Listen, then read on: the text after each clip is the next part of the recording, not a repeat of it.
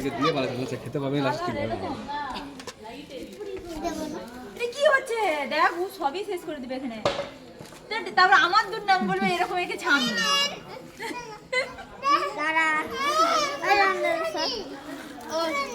কি কালার দিচ্ছি এটা ওই পাশে অরেঞ্জটা আমি করিনি কিন্তু না এরা করেছে তুমি হাই করে দাও ব্যাস এই যে হাই তুমি রানী বৌদিকে একটু তোলা কে ফেলালো তুই সব হাই দেখছে গামছা গায়ে দিয়েছে বলে বুঝে